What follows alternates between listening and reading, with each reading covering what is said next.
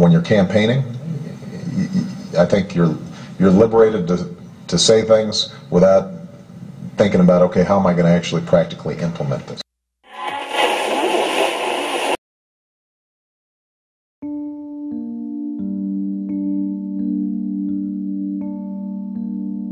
I lied to get elected. Lying to get elected doesn't make me any different from anyone else who has acquired a position of power in this government. You see, every other politician lies and promises to take care of you and fight for you and give you goodies in order to trick you into giving him power. But despite the noble intentions they put on for show, all politicians have only one goal: to be the ones holding the reins of this control machine. I have a few things to tell you that you probably aren't going to want to hear. Shut up and listen. This thing you call government, this God that you pray to solve all the problems in your life, this pretended protector and savior, this stinking heap of anti-human oppression that you so eagerly subjugate yourselves to, if anything was ever the epitome of pure evil, this is it. Trouble is, most of you are too stupid to see it. You still worship it, pay tribute to it, and allow it to chain you, shackle you, control you, and monitor you. Instead of thinking for yourselves, you're constantly clamoring for some new leader to save and protect you.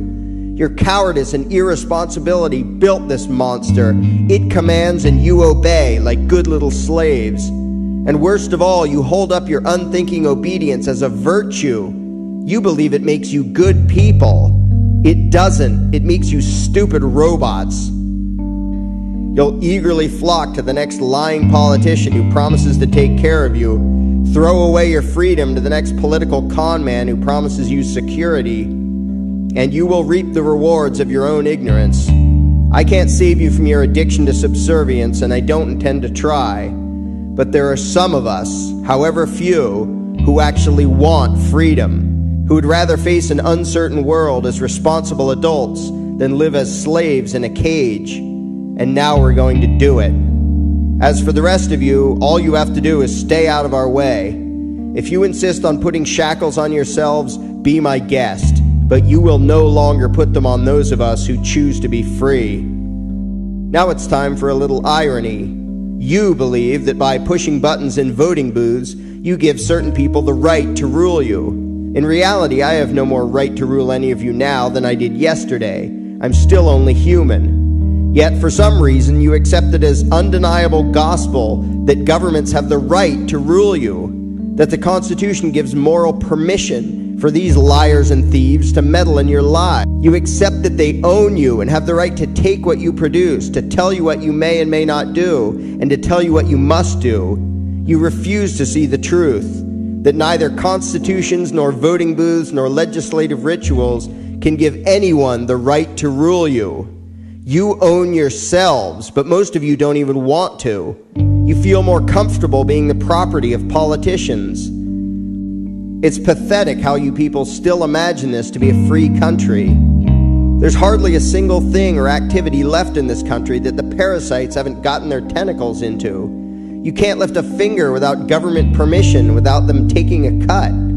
The kid who sells lemonade in his front yard is breaking half a dozen different laws. You can't produce anything, sell anything, trade anything, or build anything without paying fee after fee, jumping through hoop after hoop, filling out this form and that form, getting this license and that permit, going through all the inspections, groveling before regulators, and then hoping that whatever moronic bureaucrat you end up with decides to give you his holy permission to do what you had the God-given right to do to begin with. And you call yourselves free?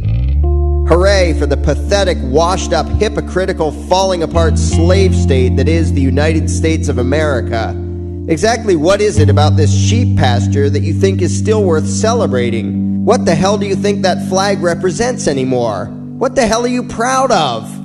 Proud to live in the country with the most intrusive, obnoxious, abusive tax collectors in the world? Proud to live in a country that has a higher percentage of people in prison than any other country in the world? Proud to be ruled by a government that has started and perpetuated more military conflicts in more areas of the world than any other in history? Proud to live in a country where the politicians and bankers have seen to it that you, your children, and your children's children will forever be their indentured servants, to be forever herded and fleeced like sheep?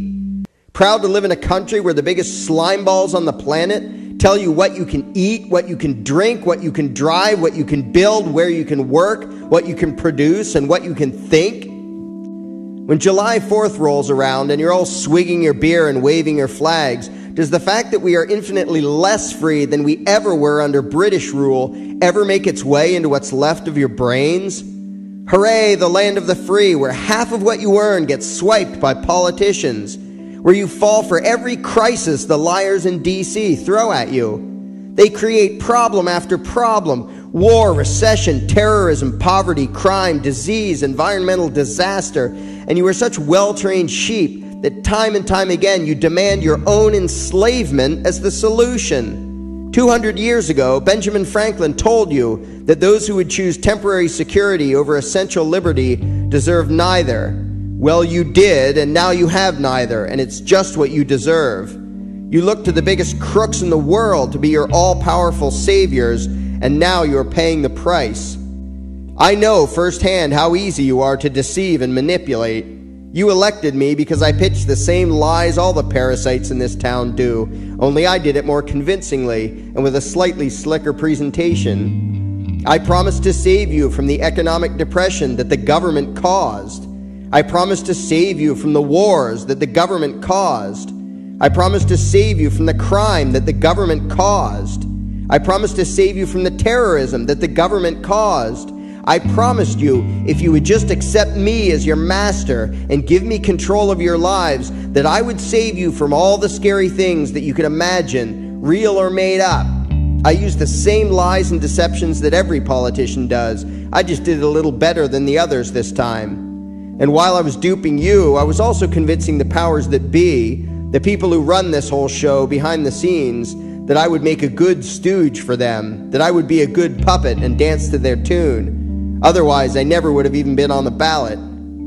You voted for me because it comforts you to have someone tell you that if you'll only bow to him and give him unlimited power, he will make all your problems go away. That is the lie you always fall for, that if you just find the right leader, he can make the world a safe, happy place. But that's never their intention, and that's never what they do. They make the world a scary, dangerous place to ensure that you will forever remain dependent upon them and their so-called solutions. And you keep applauding them as they commit the worst of atrocities based on what they say are the best of motives. And what about you, my fellow Americans? What are your motives? You pretend that the things you ask of government, you ask from the best of intentions. You only want to feed the poor, to protect the innocent, to punish the wicked. Or so you say. But if your intentions are indeed so pure and noble, why is it that you fail to notice the damage done by the government's so-called solutions? Haven't you noticed what government welfare has done to the poor? Reducing millions of people to stupid empty shells without purpose and without hope? Haven't you noticed that the government schools crank out millions of ignorant kids whose one lasting talent is the ability to mindlessly do as they're told?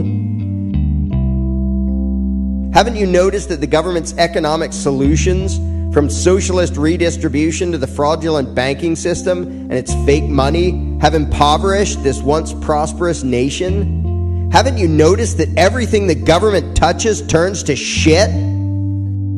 If your motives are pure, why have you not noticed that every time you entrust these challenges to rulers and masters, they end up enslaving the poor, oppressing the innocent, and empowering the wicked? Are you just profoundly unobservant, or is it something worse than that? Could it be that your desire to help others and to fix society is outweighed by your desire to escape the uncertainties and responsibilities of living life as a free human being? Is that why you keep voting for whoever pretends he can save you from reality and magically save you from whatever the future might hold? Why else would you continue to fall for the patently ridiculous lies that all of the politicians keep telling? In your lifetime, every election has been nothing more than that, a contest to choose the better liar. None of them ever meant a word they said. They all had one goal: to rule you. But you never caught on. They kept feeding you a choice between two slimeball crooks, one colored red and one colored blue. And you kept proving that you were too stupid to see through the scam. You kept advocating your own enslavement, unable to comprehend the possibility that you might have the power to do something other than just choosing one of two tyrants to run your lives. Let me make this perfectly clear. If you voted for me, or for my opponent, you're a gullible idiot. You fell for the same tyrant tricks that the megalomaniacs of the world have been using for thousands of years. And I'm not expecting to talk you out of your illusions here. These days, I'd be more likely to get converts out of a herd of lemmings than out of the American public. No, I'm not here to stop you from enslaving yourselves. I'm here to stop you from enslaving that minuscule minority of Americans who still understand what freedom is and who still yearn for it. Amazingly, despite the constant authoritarian indoctrination cranked out by the so-called education system and the media in this country, there are still a few people here who value freedom. You've heard of them. They're the people you love to despise and insult.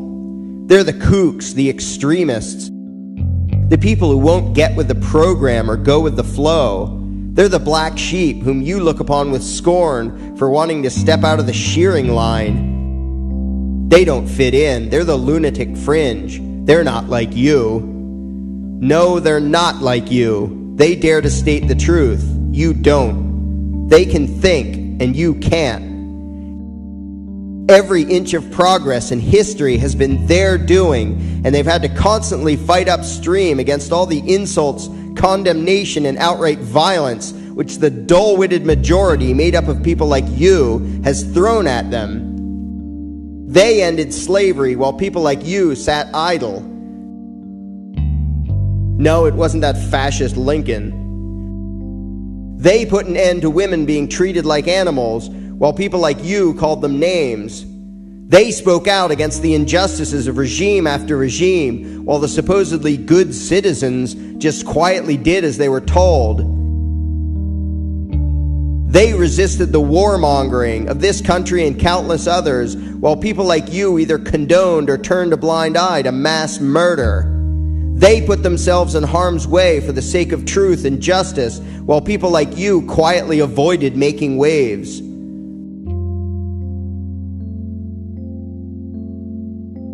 No, they are not like you, those extremists and radicals. They have taken on the responsibility of being human beings, while you have remained content to be stupid animals.